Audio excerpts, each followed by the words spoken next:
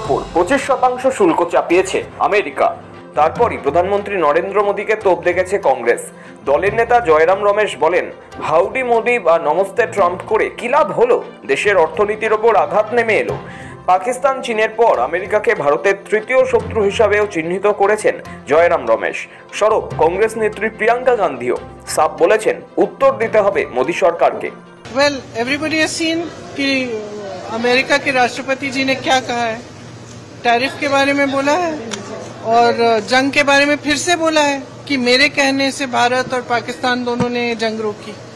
तो दोनों चीजों का जवाब सरकार को देना पड़ेगा। मोदी जी हर जगह जाते हैं, पूरी दुनिया में घूमते हैं, दोस्ती करते हैं लोगों के साथ और फिर हमें ये मिलता है। তবে মোদীকে তোপ দাগলেও তার পাশে দাঁড়িয়েছেন কংগ্রেস নেতা। আসলে বুধবার মার্কিন প্রেসিডেন্ট ডোনাল্ড ট্রাম্প ঘোষণা করেন, মনে রাখতে হবে ভারত আমেরিকার বন্ধু হলেও দুই দেশের দ্বিপাক্ষিক বাণিজ্য খুবই কম। তার কারণ ভারতের শুল্ক হার খুব বেশি। তাছাড়াও ভারতের যুদ্ধাস্ত্রের অনেকটাই রাশিয়া থেকে কেনা। রুশ শক্তি সম্পদের সবচেয়ে বড় ক্রেতা ভারত এবং চীন, বিশেষত সেই সময়ে যখন সকালে বলা হচ্ছে রাশিয়ার উচিত ইউক্রেনে গণহত্যা বন্ধ হোক। তাই ভারত এবার 25% শুল্ক দেবে। আলাদা করে রাশিয়া থেকে তেল এবং অস্ত্র কেনার শাস্তিও পেতে হবে ভারতকে। 1 আগস্ট থেকে নতুন শুল্ক হার কার্যকর হচ্ছে। আর এই ঘোষণা প্রকাশ্যে আসার পরই মোদীকে তোপ দেগে জয়রাম রমেশ বলেন, প্রধানমন্ত্রী নরেন্দ্র মোদী এবং ভারতের পক্ষে এই ঘোষণা একটি প্রতিবন্ধকতা। হাইডি মোদি বা নমস্তে ট্রাম্প করে তো কিছুই লাভ হলো না। উল্টে প্রেসিডেন্ট ট্রাম্প 30 বার দাবি করলেন তিনি অপারেশন সিঁদুর থামিয়েছেন। গোটা দেশ এখনো জানতে চায় কেন মাঝপথে থেমে গেল অপারেশন সিঁদুর। তাহলে ভারত আমেরিকার বন্ধুত্ব থেকে দেশ কি পেল? তবে মোদীকে তোপ দাগলেও ট্রাম্পের শুল্কবানের মোকাবিলায় প্রধানমন্ত্রীর পাশে দাঁড়িয়েছেন রমেশ। মোদী সরকারের কাছে জবাব চেয়েছেন কংগ্রেস নেত্রী প্রিয়াঙ্কা গান্ধীও। Well, everybody has seen कि अमेरिका के राष्ट्रपति जी ने क्या कहा है।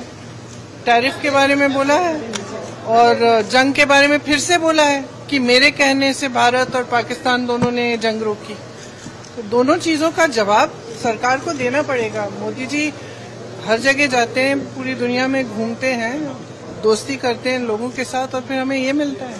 বুধবারই তৃণমূলের সর্বভারতীয় সাধারণ সম্পাদক অভিষেক বন্দ্যোপাধ্যায়ও সংসদ চত্বরে দাঁড়িয়ে বলেন, এই নরেন্দ্র মোদী বলতো 2014-র আগে রিমোট কন্ট্রোল সরকার।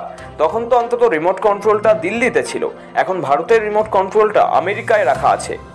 একের পর এক বড় বড় ভাষণ দিয়ে কেন আমেরিকার রাষ্ট্রপতি ঠিক করবে ভারত কখন যুদ্ধ শেষ করবে, ভারত কখন যুদ্ধ শুরু করবে, ভারত কখন কি করবে? এই নরেন্দ্র মোদী তো বলতো যে 2014-র আগে রিমোট কন্ট্রোল সরকার, যে মনমোহন সিংকে 10 জনপদ থেকে রিমোট কন্ট্রোল দিয়ে পরিচালিত করা হয়।